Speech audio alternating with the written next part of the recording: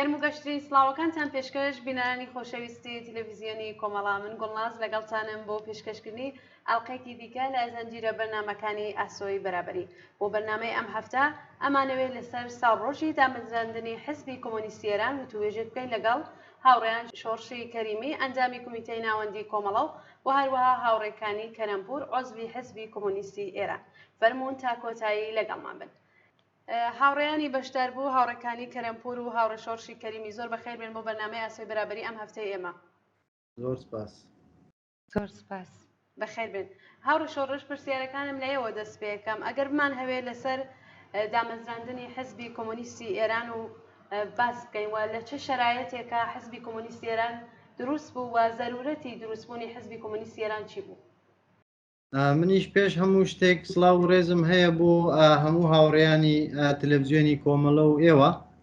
حەزێکم لێرە پیرۆزبایی ساڕۆژی پێکهاتنی حزبی کۆمۆنیستی ئێران بکەم و سڵاو بکەم لەو کەسانەی کە لەو ڕێگەیدا گیانیان بەخت کردووە و هەروەها و کەسانەی کە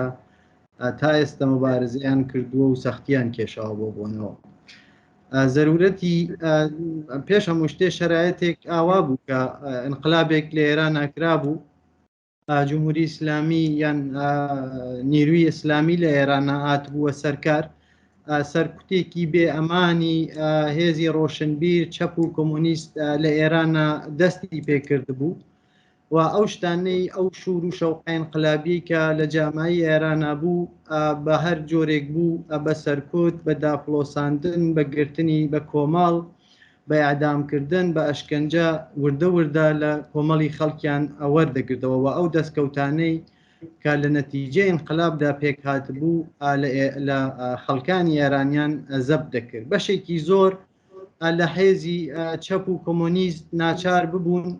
ئێران بەجێ بێڵن یا بەرحاڵ بچنە شرایەتی مەخفیەوە لە هەلومەرجێکی ئاوادا حزبی کۆمۆنیستی ئێران ئەعلامی مەوجودیەتی کرد و بە تایبەتی لە هەلومەرجێکدا کە سەردەرگومیەک لە ناوی بەناو هێزێکی چەپ کە لە ئێران نابوون بڕوویدا یانێ سەردەرگومیەوە دەزانن یا بینەرانی ئەوە دەزانێ کە مەسەڵەن سازمانی چریکای فەدایی بوون بە دوو بەشەوە بەشی ئەکسەریەتیان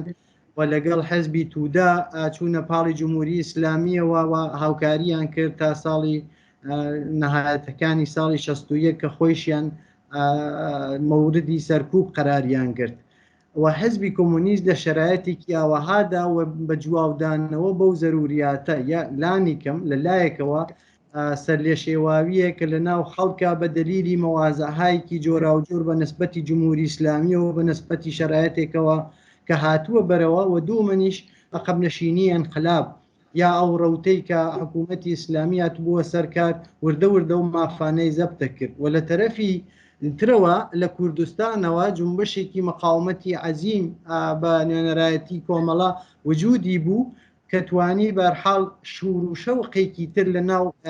هەم هێزی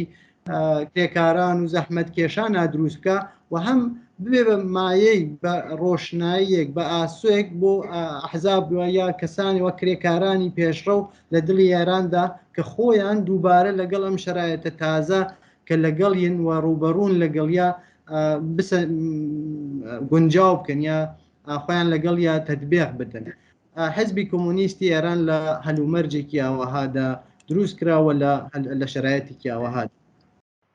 زۆر سپاس هاوڕێ شۆڕش. هاوڕێکانی ئەگەر بمانەوێت لەسەر ژنان لە ناو ڕێزەکانی حزبدا قسە بکەین ژنان لە ناو ئەم حزبا چه ئەزموونگەلێکیان تێپەڕاندووە و چۆن تێیان پەڕاندووە؟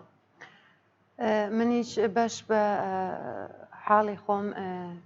سڵاومەیە بۆ بینەرانی بەرنامەی ئاسۆی بەرابەری و هەروەها 39مین ساڵیادی دامەزراندنی حزبی کۆمۆنیستی ئێران تەبریک ئێژم و پێم خۆشە لەم ڕۆژە یادێک بکەین لە هەموو ئەو ئازیزانە کە لە ڕێگەی ئازادی و بەرابەری گیانیان لەدەستداوە یادی ئەوان هێزە ئەمڕۆکە هێزە بۆ ئێمە و هەروەها بنەماڵەی خۆڕاگەریان و هەموو هاوڕێیانم لە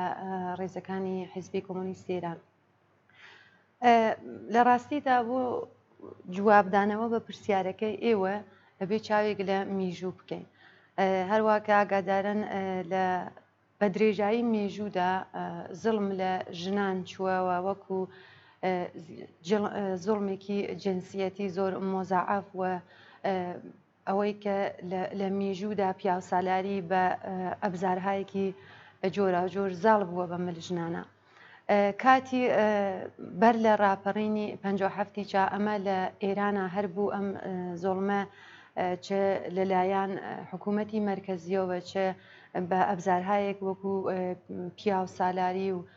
ئەوەی کە بەدەستیانە بۆ ئەم زۆڵمە لە ژنان چووە ئێمە زانین بەر لە ڕاپەڕینی 57 ژنان بەشێکی عەزیم بوون لەو ڕاپەڕینە لەو شۆڕشە کە کراو و توانیان حکوومەتی پەهلەوی بڕوخێنن و دواتریش کە خۆمێنی بە پشتیوانی زلهێزەکان هاتە سەرکار و شۆڕشێکە خەڵکی کرێکار و زەحمەتکێش لەوانە بەشێکی ژنان بوون کە بۆ ئازادیەکی زۆرتر بۆ مافەڕەواکانی خۆیان بۆ کرامەتێک کە پێشێل کرابوو تا ئەو کاتە بەشدار بوون لەم شۆڕشە. خۆمێنی کە هاتە سەردۆر ئێمە ئەزانین کە هەر چەند ڕۆژ دوایەوە فۆرەن دەستی کرد بە حملە ڕوو بە ژنان چۆن ئەیزانی کە ژنان نەخشێکی زۆر بەرچاویان بووە و تەشکیلاتی ئێمە وەکو کۆمەڵە کە ئەو کاتە بەیانیە و بۆچوونی خۆی لە نەشریەیەک بە ناوی مۆبارێزانی هەمیهەنانی مۆبارێز لە ناو خەڵکا بڵاوە کردەوە خەڵکی ڕاهنمایە کردووە خەڵکی تەشویقە کرد دواتر کە لە ساڵی 57 ڕاپەڕین بوو خۆی وەکو کۆمەڵە ناساند و ئەوە بێژم کە لە سەرەتاوە پێکهاتنی کۆمەڵە لە تاران و تەبریز بۆ ئەوە بوو کە ئەمە حیزبێکی سەراسەریەوە بێ هەموو کرێکاران لە سەراسەری ئێران سازمان بە بەڵام ئەمە ئەو کەسانە کە بۆنیان گۆزاری کۆمەڵە بوون ئەیانزانی کە ئەمە شتێک نییە کە بە دڵخوازی ئەوان بێوە بێ شەرایەتەکە فراهەم بێ لە کوردستان ئەم شەرایەتە فراهەم بوو بۆیە کۆمەڵە وەکو ڕێکخراوێکی وەکو سازمانێکی سەراسەری هەرچەند لە کوردستانە بوو لە ساڵی 57 تەسیس کرا و کۆمەڵە هەر لە سەرەتاوە جێگە و پێگەیەکی باشی داوە بە ژنان نەتەنیا ژنان کە دروستە لە کوردستان ئەیلامی مۆجودیەتی کرد بەڵام نەتەنیا لە کوردستان بەڵکو لە هەموو ئێرانە و ئێمە زانین ژنان ئازمونایەکی زۆر باشیان تێپەڕ کرد بە سەرکۆتوانە و من پێم خۆشە ناوی چەند ڕەفیقی ژنمان بووم کە لەم ساڵانەدا گیانیان بەخت کرد و یا ئیعدام کران لەوانە من ئەتوانم ئیشارەکەم بە هاوڕێ شەهینی باوەفا کە کاتێکە بنکەکان دروست بوو شۆراکان دروست بوو دوای فەرمانی خۆمێنی لە 28 مردادا هاوڕێ شەهینی باوەفا ئەرکی مەسئولیەتی و بەرپرسی دەوە دەرمانی بەرۆح دەگرت ئیشارەکەم بە خۆشکەکانی کەعبی نەسرین و شەهلاکە هەرچەند کە خەڵکی سەقز بوون بەڵام دوای 28 مرداد و نۆرۆزی خوێنێنی سنە هاتن بۆ سنە و بریندارەکانیان مداوا کرد ئیشارەکەم بە گۆڵڕیزێ قۆبادی کاتێکە تیمێک لە ئێمە چوو بۆ تۆرکمان سەحرا کە بە خوێن کێشرا بووە دەوا دەرمانیان برد بەداخەوە لە ناو ڕێگا ماشینەکان تووشی کێشە بووە لەگەڵ مابەقی هاوڕێیەکانمانە گیانی عزیزی بەخت کرد وهروە لە تاران ژنانێکی زۆرمان بووە کە بەداخەوە لە ناو مێژوودا ئیسە زۆر کەم ناویان هەیە بەڵام ژنانێکی زۆرمان بووە من ئەتوانم ئیشارەکەم لە تاران بە هاوڕێ فاتمە خاکسار کە مەشهور بوو بە ئێران و کاری تەشکیلاتی خۆی بە ناوی ئێران ئەنجامەدا کە لە تاران ئەهات بۆ کوردستان بەتایبەت تەک ڕەفیقێکی ئەگەر ئیشتبانەکەم بە ناوی نەسرین بوو کە هات خۆی ڕێکە خست ئەوەی کە چۆن نیر و هێزی چەپ سازمان باوە دواتر ئەچواوە بۆ ئێران کە بەداخەوە ئەوی شەر ئیعدام کرا وەکو هاوڕێ شەهینی باوەفا و نەسرین و شەهلای کابی و زۆربەی ئەو ڕەفیقە ژنانە کە شاید ئیسە من لە زێهنمانە بێ بەڵام ناویان لە تاریخی هێزە چەپەکان لە ئێران ئامێنێتەوە بەڵام کۆمەڵە کە وتم هەر لە سەرەتاوە سەراسەری بوو بەڵام لە کوردستان باتەوەج بەوەی کە شرایطی فراهم بووە خودی کۆمەڵە بەر لەوە کە ئێلامی مۆجودیت کە ماهیەتی واقعی کۆماری ئیسلامی دەرخست بوو ماهیەتی واقعی خۆمێنی کە لەلایەن بەتایبەت رادیۆ BBC خەریک بوو تەبلیغیان بۆ کرد ماهیەتی دەرخست بوو هەر لە سەرەتاوە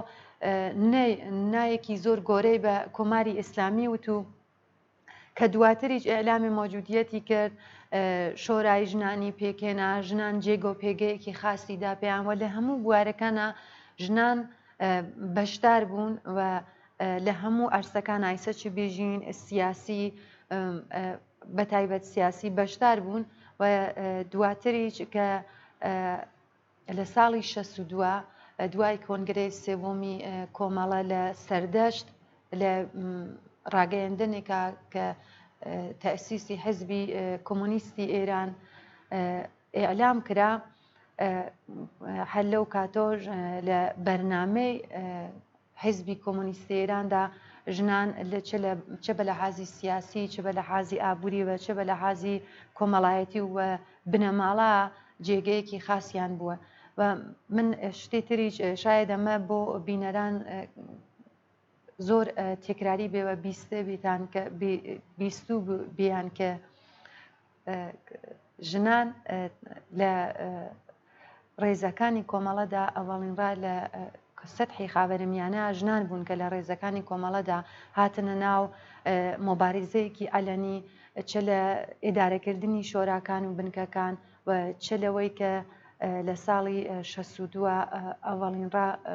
هاتنە ناو ڕێزی مۆبارزەی نظامی و سابتیان کرد کە نەتەنها لە پیاوەکان کەم نین بەڵکو ئەتوانن پا بە پای ئەوان و زۆر کاتیش زیاتر لە ئەوان فعالیت و مۆبارزە بکەن و ئێمە لە بەیانیەی مافەکانی ژنان حقوقێکی بەرابەر و ئەوەی کە لیاقەتی جایگای ژنانە وەکو ئینسانێک چاوی لێکراوە و مافی درراوە پێیان کە ئەگەر دواتر کات و سەری بەحسەکەین بەڵام دەرکل لە ئەتوانم بێژم کە ژنان چ بەر لە تاسیسی حزبی کۆمۆنیستی ئێران و چ دوای تاسیسی حزبی کۆمۆنیستی ئێران و تا ئێستا کە لە سەتحی ڕەهبەری ئێمە هەن و لە تشکیلاتی ئەلەنی و دەرەوەی وڵات و حتا تشکیلاتی مەخفیش جێگۆ پێگەیەکی زۆر ئینسانیان هەیە خارج لە جنسیەتیان و ئەتوانن وەکو ئینسانێک بە کرامەتی واقعی خۆیان بژین و خۆیان وا چاولێ بکەن و دەوروبەریەکانیشیان هەر ئەگەر بمانەوێت پرسیار بکەم لەسەرەوەی کە چەندە حزبی کۆمۆنیستی ئێران توانیوە جیاواز لە ناو خۆی لە جەرەوە کار بکە ئایا توانیوە جواببووی ئەو نیازانە بێت ئەوەی کە لە بەرنامە و ئستراتیژی حیزبدایە بە نظری من شاید دواتر بۆ ژنان ئەوەی کە لە بەیانیەی مافەکانی ژنێ شاید دواتر کە حکوومەتی کرێکاری دامەرزا ئێمە بتوانین ئەو بەیانیانە و ئەو مافانەیە کە دراوە بە ژنان فرێتەریکەین گوستەرێشی بین من نایژم کەم و کۆڕیتیانە شاید کەم و کۆڕیتیابی بەڵام وەختێک کاتێکە کاتی ئەمەڵ گەیشت ئێمە ئەتوانین هەتا ئەوە زیاتر بکەین بەڵام باتەوەجبەوەی کە حیزبی کۆمۆنیست حیزبێکی سەراسەریە زەرفێکە سەراسەری بۆ فعالیەتی ژنان لە سەراسەری ئێرانە ئەوە زۆر باشە نەتەنها ژنانی کوردستان بەڵکو ژنانی هەموو ئێران ژنانی ملیەتەکانی تر وەکو سیستانی بەلوچستانی سەبێژین وەکو ئازەربایجان حیزبی کۆمۆنیست حیزبێکی سەراسەریە کە ئەتوانن لەناو ئەم زەرفە خۆیان سازمان بن خۆیان ڕێک بخەن و فعالیەتی خۆیان ئەدامە بن ئەوەی کە نەیتوانیە قەتعەن ئەو جۆرە کە ئەبێت نەیتوانیە لە سەراسەری ئێراندا فعالیت بکاوە بەشێکی زۆری هەڵەگەڕێتەوە بۆ خەفەقانێک کە لە ئێران حاکمە هەر لە سەرەتاوە ئەدەمە قسەکانتە ببورە تو خۆت لە تەلەڤیزیۆنی حیزبدا بەرنامەیەک دەست بۆ ژنان پێتوانی ئەوە یەکێکە لە کارەکان کە لە ڕاستای ئەوەی کە پەرەی پێدەی با ئێمە ئیسا ئێمە خۆمان سازمان داوە لەم حیزبەدا چ لە بەشی کوردستانی چ لە بەشی سەراسەری بەڵام بۆ کەسانێکە لە دەرەوەی ئەم حیزبن من ئەوە ئێژم کە حیزبی کۆمۆنیستی ئێران زەرفێکە کە ژنان ئەتوانن لەو زەرفە هەموو هێز و توانایی خۆیان بەکار بوون بۆ ئەوەی کە بگەین بە مافەڕەواکانی خۆیان و واقعانیش ئەوەی کە تا ئێستا کەس هەیە من نایژم حیزبی کۆمۆنیستی ئێران یا حتا ڕێکخراوی کوردستانی حیزب کە کۆمەڵە بێ کەم و کۆڕیتیانە بەڵام ئەوەی کە نەیتوانیە خۆی سەراسەری بکە نەیتوانیە ئاوا کە ئینتیزارمان بوو یا کەسانێکی دایان مەرزاند ئینترزاریان بۆ بوو کە خەفەقانێکی زۆر بەمن ئێرانە حاکمە ئەمە خۆمانەزانی لە خوردادی شەستا بەشێک لە کادرە باشەکانی کۆمەڵە ئێعدام کراون بەشێکی زۆر لە فعالینی چەپ فعالینێکی سیاسی خۆشناو لە 57 بەدووە بەتایبەت لە دەهەی ساڵەکانی 67 ئێعدام کراون و ئەم هەموو خەفەقانە کە لە ئێرانە هەیە نەتەنها بوو کۆمۆنیستەکان و بۆ چەپەکان بەڵکو هەر دەنگێکە مخالیفی کۆماری ئیسلامی بێ خەفەی ئەکا و نایڵێ ئەو دەنگە پەرە بسێنێ نایڵەوە دەنگە بگەی بە گوێشکەی هیچ کەسی تر ئەمە گۆرەترین دەلیلە کە حیزب بەو شێوە کە ئینتیزاریان هەیە و لا مونتەقیدان لە ئێمە نەقدەگرن کە بۆ حیزب نەیتوانیە جێگۆ پێگەی واقعی خۆی لە سەراسەری ئیران بەدەستبێنێ بەشێکی زۆری ئەوەسە کە ئێمە ڕێگەی فعالیەتمان نییە دۆستدارانی ئێمەوە کەسانی کە چەپن و نەتەنها گرایشیان ڕوو بە حیزبی کۆمۆنیستەیە بەڵکو کەسانێکی چەپنی سە چ مستەقیل بن چه متشەکل بوون ئەوەسە کە ناتوانن عەمەڵەن فعالیت بکەن و ئەوانیچە کە مەجبور بوون مهاجرەتکەن مەجبور بوون ئێران بەجێ بێڵن ئیسە چ لە ناو حیزبەکانە چ لە دەرەوەی وڵات قەتئەن فعالیەتی خۆیان ئێدامە دەنوە تا بە ئێمڕۆ ئێستا کە تقریبا نزیک بە 4 دەهە لە تەئسیسی حیزبەگزەرێ ئێمە رادیۆ حیزبمان بووە ئێمە تەلەڤیزیۆنی حیزبمان بووە بە بەرنامەهای مختلف نەتەنیا لە بواری ژنانە کە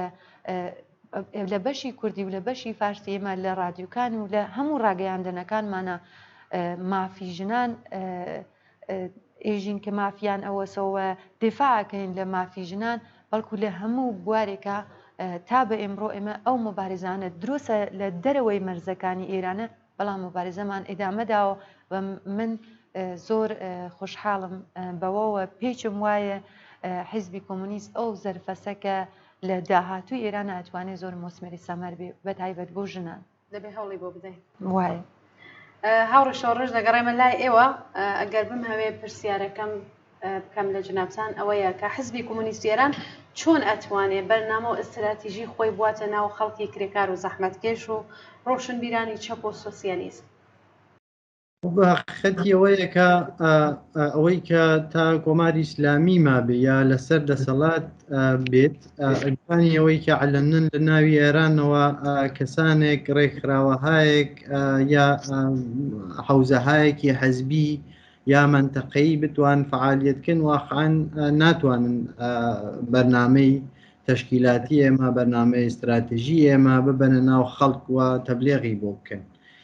ئێمە لە ڕێگەهای جۆرە و جۆرەوە دەتوانین مەسەڵەن ئەو کەسانەی کە واقعاً لە مەحەللا هەن بۆ حیزبێکی سیاسی تەبلیغات بەشێکی زۆر مهمە بۆ پێکاندنی ئامانجەکانی مەسەڵەن ئەگەر فەقر و نەداری و نەهامەتی لەسەر و کۆڵی ئەو جامعە دەبارێ ئەگەر بێئاوی و بێنانی لەسەر و کۆڵی ئەو جامعە دەبارێ ئەگەر جمهوری ئیسلامی ناتوانێت جوابێ بە هەموو ئەوانە بداتەوە ڕێگەکەی لەبەرەوە سەرکوب وجودی هەیە هاوڕێیان ئێمە ناتوان عەمەڵەن فەوری ئەستراتیژی و بەرنامەی ئێمە بۆ ئینقلاب و بۆ دامەرزاندنی حکوومەتێکی چەپ و سۆسیالیست ببەنە ناو کۆمەڵگا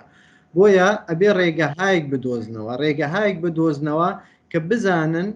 هەم دەتوانن ئاگاهی ئەو خەڵکە ببەنە سەرەوە هەم دەتوانێت خەڵک ڕێکخراو بکە هەم دەتوانێت هیوا ئومێد ببەخشێ بە خەڵک منەوەی کە دەڵێم لەبەرەوەی کە دیکتاتوری و سەرکوب وجودی هەیە عەمەڵەن ئیمکانی ئەوەی نییە کە هیچ سازمانی نەتەنیا ڕێکخراوی ئێمە بتوانێت لە مەحەلدا فعالیت بکە و دەرگاکانیان لێبەستووە حتا لە فەزای مەجازیشدا مەسەڵەن بە ئەنواعی سانسور و مەحدودکردن و فیلتر وەوانە ئیجازەی دەستڕەسی خەڵک بەو نوع ئیطلاعاتە بەستێ یا بە مەشغوڵکردنی خەڵک بە شتایەکێ لەکیەوە ئیجازە نادا کە خەڵک بەرنامە استراتیژی ئەحزابی سیاسی بۆ دەرچوون لە وەزیەتەی کە ئێستا گرفتاریین دنبال بکەن بۆیە ئێمە لە تەریقی کەسانێکەوە واقعاً کە لە مەحەلدا حزوریان هەیە لەوانەیە کەسێک ئێستا بپرسێ بێژێ ئەی لەم ساڵانەدا مەسەڵەن بە تاچە نازێک بەنامەی ئێمە چوەسە یا استراتێژی ئێمە چوەسە ناو خەڵک حزبی کۆمۆنیستی ئێران بۆ بەشێک زۆر لە ڕۆشنبیران و چەپ و سۆسیالیست ناوێکی ئاشنایە خەت و خطوتیکی دیاری کراوە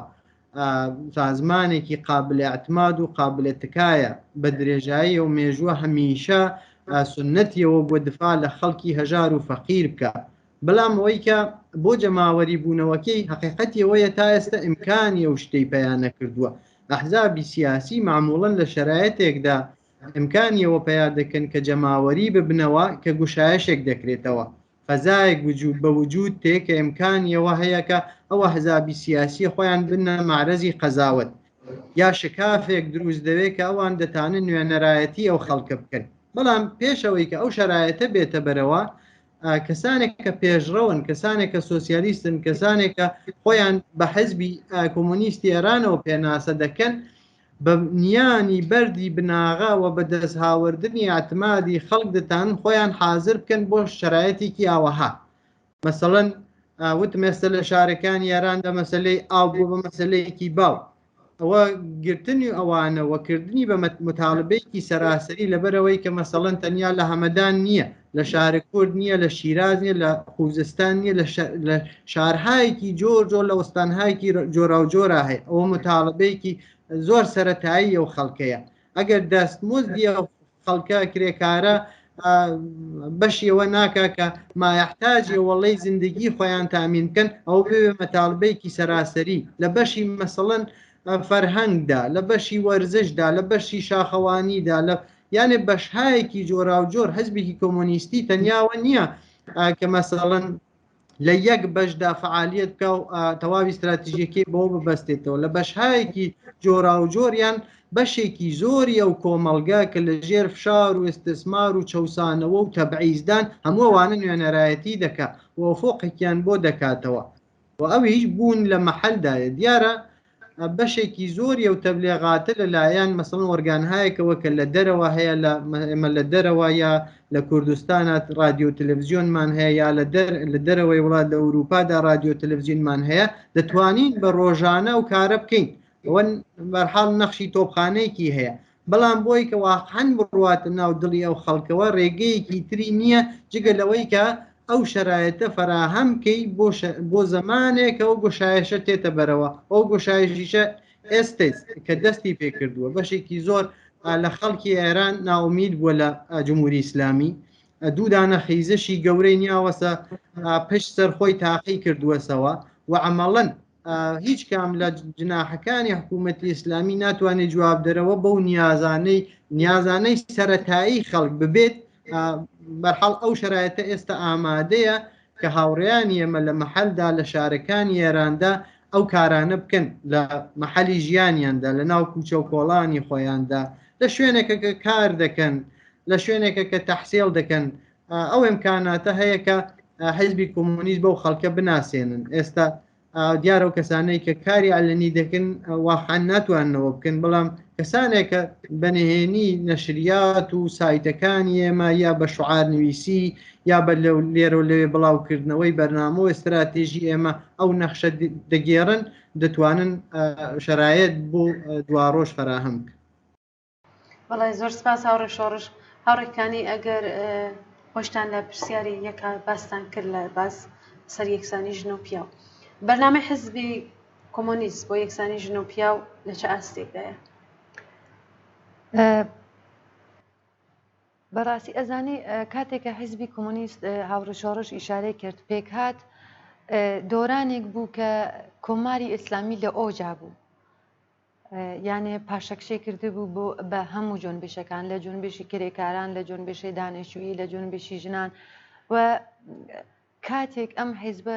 دروست بوو و ئەو بەرنامەیە نووسی کاتێک بوو کە ژنان چارشەوی ڕەش بەسەریانە بوو میقنەئەل بەسەریانە بوو زۆربەی ئەو ژنانە کە جاران لە ناو خیابانەکانە مۆبارزەیانە کرد و نازانم داوای مافەڕەواکانی خۆیانیانە کرد ئێستا بە زۆر و زەبری خۆمێنی و دارودەسەی خراببوونە گۆشەی ماڵەکان. لەو کاتە حیزبی کۆمۆنیست دروست بوو، لەو کاتە کە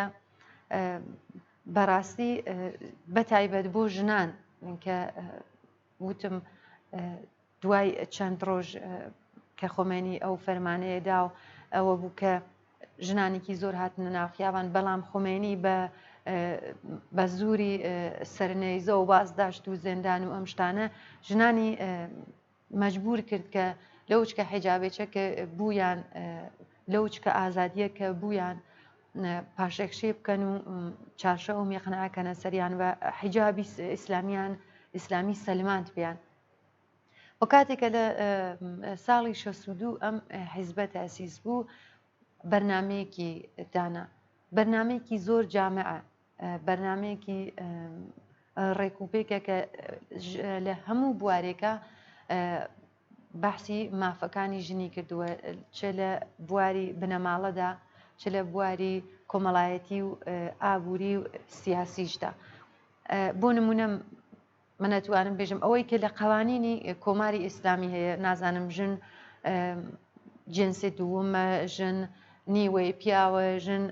هەموو ئەوان ژن حەقی ئینتیخابی نییە، ژن حەقی ئەوەیە نییە کە لە برای خۆی، باوکی خۆی و شووی خۆی مەسەن بە قۆڵی ئەوان نافەرمانی بکە. حیزبی کۆمۆنیست ئەم بەرنامەیە دقیقەن بەرعەکسی ئەوانەسە. لەو کاتە ئەم بەرنامەیە داناکە نەخێر ژنیش وەکو ئینسانێک لە بنەماڵا مافی خۆی هەیە، حەقی ئینتیخابی هەیە، لە ناو جاما حەقی ئینتیخابی هەیە بۆ شۆغڵ، بۆ حەقی تەلاقی هەیە، حەقی حیزانەتی مناڵی هەیە، حەقی سەختی جەنینی هەیە، حەقی ئێرسی بەرابەری هەیە و زۆر شت. ئەوەی کە ژنان وەکو پیاوان کاتێکە لە یەک زەمان کارەکەن، بەڵام لە ئێستادا لە هەموو دنیاشدا دەستمۆزدێکی کەمتر لە پیاوان وەرەگرن، دەستمۆزدێکی بەرابەریان هەیە بە لەحاظی اقتصادی و جایگایەکی خۆی هەیە، هیچ جایگای هیچیکی نییە ئەوەی کە ئەو حەق و حقوقێکی دایان ناوە. ئیسە خۆش نییە ئێمە بێژین ژن و بەرابەری ژن و پیاو، بەڵام خۆ ئێمە ببێژین ژن بگەیتە جایگای واقعی خۆی، وەکو ئینسانێک چاوی لێ بکەن و نەوەکو پیاوێک. بەڕاستی حیزبی کۆمۆنیست لە ناو ئەو بەرنمەیە زۆر بە باشی حقوقی ژنی دیاری کردووە و بە نەزەری من نایژم شاید دواتر کە حیزبی کۆمۆنیست کرێکاران ئیسە بێژین کرێکاران حاکمیەتیان بەدەستکرد، شاید ئەم بەرنامە وەکو ئەوەی کە حیزب داناوە بۆ ئەوەی شاید کەموکۆڕیەکی بێ کە ئەمەڵەن وەختێ ئیجرایەکە کەموکۆڕیەکی بێ بیگۆڕێ و باشتری بکە. بەڵام تا بە ئێستا بەرنمەیەکی زۆر باشە لە هەموو بوارەکانە. بەڵێ هاوڕێ شۆڕش وەکو دوایین پرسیار ئەمڕۆکە حیزبی کۆمۆنیستی ئێران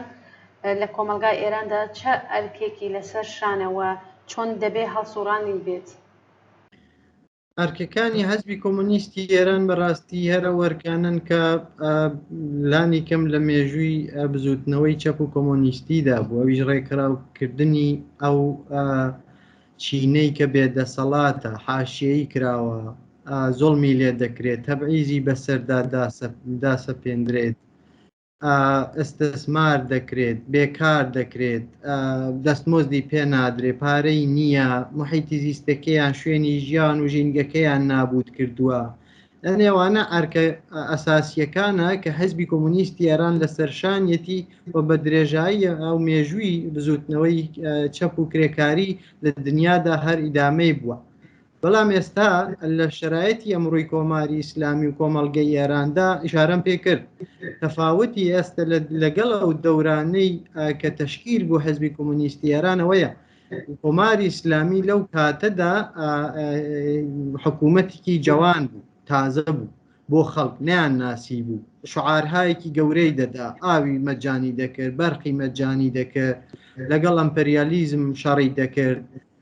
مستەزعفانی یاری کۆمەک دەکرد. بەڵام ئێستا لە توولی ئەم 40 وردەی ساڵی کەمانە لە سەرکارن جەنایەتی دنیا نەماو کردویانە. لە کوشت و کوشتار تا دزی و اختلاس یانێ شرایەتی ئەو کۆمەڵگە گەیشتووە بە شوێنێک کە ئێمە شایدین کرێکاران گیانی خۆیان دەگرن یان کرێکاران و زەحمەتکێشان مەجبورن لە شوێنهایەکە ژیان بکەن کە بەڕاستی شایانی ئینسان نییە. بۆیە ئەرکی ئێمە لەم دەورەدا کە مەشروعەتی نەماوە کۆماری ئیسلامی استفادەکردنە لێ یعنی هێزێکی سیاسی لە شرایەتهایەکی ئەوەهادا دەتوانێت ئەوەی کە هاوڕێیان ئێمە تا ئەمڕۆ دفاعیان لەو حیزبە کردووە پاراستویانە بەڕاستی ئەرکێکی زۆر گەورەیە دەبێت قەدردانیان لێ بکرێت. بەڵام ئەمڕۆیە کە ئەو خەلە گەورانە گەورەتر بووەسەوە و خەڵکی ئێران بە دوای شتێکدا دەگەڕێن دێنە سەر خیابان شعار دەدەن مەرگ بە جمهوری ئیسلامی مەرگ بە ڕئیسی مەرگ بە خامنەی بەڵام ناڵێن بژی چی بژی شتێک بە جێگەی ئەوە هەوڵی ئێمەیە یان ئەو کارانەیە کە ئێمە دەبێت لەم دەورە بیکەین ئەو شعارانە ئەو بەرنامانەی ئێمە و پیان بڵین جریاناتی ڕاست جریاناتێکە لەو پۆزیسیۆنن دڵیان بە هێزی دەرەکی بەستووە بینییانمانە مێژوەکەیان لە سووریە و لە ئەفغانستان و لە لیبی چیان خەومانوە و هێزی خۆتان هێزی شەوراهای کرێکاریە هێزی خەڵکانێکە کە خۆیان دەزانن منافعیان چییە لازمیان یەک کەس نوێنەرایەتیان کە خۆیان نوێنەرایەتی دەکەن ئەو هێزە بدەیتەوە بە خەڵک ئەو ئەرکایەکە کە ئێمە لەوانەیە ئێستا کولیت بە ئینسان نەتوانێت باسی بکە مەسەڵەن چۆن دەستی پێ دەکەیت هەر قەدەمێکی بوچکی هاوڕێیانی ئێمە دەتوانێت لەو ڕاستا بێت نمونەهایەکی زۆر بەرچاوی لەم دەورە ئینسان دەتوانێت بیبینێ کە خەڵک گەڕاون بە دوای ئالتەرناتیوە ئەوانە قابل لەمسکەیت بیدەیتە دەستی خەڵکەوە سازمانیان بدەین نوێنەرایەتیان بکەیت لە جەمعهایەکی بوچک و مەحفەلی بینە دەرەوە بە بڕۆینە ناو ئەو کۆمەڵگا دەچەوسێتەوە و ئەوە ئەرکە گەورەکانمانە بتوانین نەتەنیا ئەمڕۆی ئەو خەڵکەدا باش بین بۆیان دەردێک لە دەردەکانیان کەم بکەینەوە ئاسووی دوا ڕۆژیشیان پێ بدەین بۆ انقلاب حازریان بکەین ئەو جامعەی کە شعاری دەدەین دەڵێن ئازادە عادڵانەیە کۆمەڵایەتیە بێدەرد و ڕەنجە ئەبێت لە ئەمڕۆیان نیشانی بدەین نوێنەرەکانی بدۆزینەوە ئەوانەی کە وەفادارن بەو ڕێبازە بیدۆزینەوە و لە دنیایکی ڕەشی وەکو ئەمڕۆدا ئەو دنیا بەهێزتر بکەین باشتر بکەین بۆ خەڵکی و کۆمەلگا ئەوانە ئەرکایەکی گەورەیە دیارە کولیە ئینسان ناتوانێت فرەتر باسکە بەڵام لەلایانی منەوە کارکردن لەسەرەوانە زۆر مهمە و ئەرکایەکە کە ئێمە دەبێت پڕی بکەینەوە. بەڵێ زۆر سپاس هاوڕێ شۆڕش هاوڕەکانی ئەگەر تۆ بچەوێ وەڵام بەو پرسیارە بدەیتەوە وەکو خۆتان وەڵامەکەتان چی؟ بەڕاستی زۆر سپاس لە هاوڕێ شۆڕش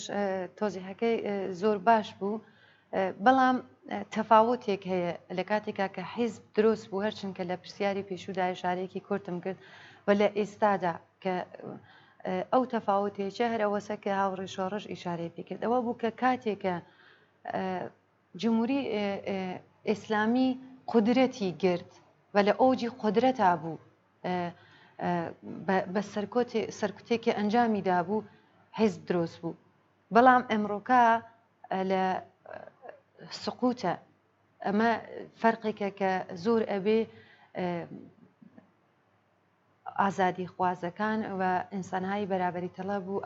ئەوە لە نەزەرا بگرن کە ئێستا جمهوری ئیسلامی چ لە خودی ئێران و لەلایەن خەڵکی ئێرانەوە چ لە مەنتەقەداوە چ لە سەتحی جەهانیە ڕژیمێکی منفورە ڕژیمێکە کە متەنافرن لێ ڕژیمێکە کە لە ناو ئێرانە خەفەقانی داناوەوە لە دەرەوە ئێرانە تێرۆریسم گۆستەرێشەدا لە حاڵی سقوتدایە ئەمە دقیقاً ئێستەسە کە حیزبی ئێمە حیزبی کۆمۆنیستە ئێران وەکو حیزبێکی سەراسەری ئەبێ لەم فرسەدەدا ئیستفادە بکە ئەبێ لەم فرسەدە ئیستفادە بکەوە هەموو هاوڕێیانی ئێمە هەروە کە هاوڕێ شۆڕش وتی لە هەر شتێکە تواناییمان هەیە ئەوە بێژین بە تەبەقەی کرێکار ئەم حیزبە حیزبی کرێکارانە حیزبی زەحمەتکێشانە ئیسە چ ژن چ پیاو و لازم ناکە ئێمە بۆ بەدیهاتنی ئینقلابێکی کرێکاری قاعدەتەن حیزب وەکو ئەبزار لازمە ئەم زەرفە مهەیایە بە بەرنامە بە ئیستراتێژیەکی زۆر باش کە ئەم حیزبە تەقویەت بکرێت و ئەم حیزبە حیزبی ئێوەیە زەرفێکە کە ئەتوانن هەموو ئاوات و ئامانجەکانتان بەدی بێنن لەناو ئەم زەرفە و ئەوە چی سابێتەکە بە چۆن ئێمە ئەتوانین بە دڵنیایەوە ئەوە بەژین بە خەڵکی ئێران پێشینەی سەربەرزی حزبی کۆمونیستی ئیران و کۆمەڵاوەی کە لە ڕۆژی ئەوەڵ تەوەهمی بە هیچ جەریانێکی ناسیۆنالیست و لیبرال و ڕاست نەبوو و هەروەها ئەوەی کە ئێمە لە هەموو ئەم ساڵانەدا بجۆز بە هێزی خودی خەڵک هێزی تەبەقەی کرێکار هیچ تەوەهمێکمان بە هێزێکی تر نەبووە بە هێزێک خارج لە مەرزەکان و کۆڵێ نمونەی تر کە ئێمە توانین بە شانازیەوە بێژین کە کارنامەیەکی پڕ لە سەربەرزی هەیە حزبی کۆمۆنیست و ئەم حیزبە بە هەر شێوەیەک کە بکرێ تەقویەتیکەین کرێکارانی کوردستان ئەتوانن سەردانی کرێکارانی مابەقی شوێنەکانی ئێران بکەن ئەم حیزبە معرفیکەن و هەروەها بەشدار بن لە ئێعترازاتیان و بە شێوەهای مختلف تەقویەتیکەین و ئەتوانن بەرنامە و ئستراتژی ئێمە وەکو PDF لەسەر سایتەکانی حیزب و کۆمەڵە چاو لێ بکەن و بزانن کە چا ئێمە بەرنمەیەکی جامع و ڕێکوپێکمان هەیە بۆ داهاتووی ئێران و تەبەقەی کرێکاری ئێران. زۆر سپاس. هاوڕێ شۆرش و هاوڕێیەکانی کەرەمپور، من پرسیارێکم نەماوە ئەگەر بۆ خۆتان قسەیەک هەیە کە بتانەوێ باسی بکەن فەرموو. هاوڕێ شۆرش فەرموو. نا من سپاسیەواکەم بۆ دروستکردنی ئەو بەرنامەیە. زۆر سپاس. هاوڕێکانی فەرموو. منیش قسەیەکی وام نییە فقط جارێکی تر ئەم ڕۆژە کە چەند ڕۆژی تری ماوە 11 شەهریوەر تەبریکێژم بە هەموو تێکوشەران و ئازادی خوازان و هیوادارم کە ڕۆژێک ببێت کە ئێمە شاهێدی ئەوە بین کە کۆماری ئیسلامی نەمێنێ و حاکمیەتێکی کرێکاری ڕۆشتکا و پابگرێت. زۆر سپاس. بەڵێ زۆر سپاس بۆ هەردوو میێوانی خۆشەویست هاوڕێ شۆرشی کەریمی ئەنجامی کمیتەی ناوەندی کۆمەڵە و هەروەها هاوڕێکانی کەرەمپور عضوی حزبی کۆمونیست ئێران کە لە بەرنامەی ئاسووی بەرابەری ئەم هەفتەیەمە بەشدار بوون.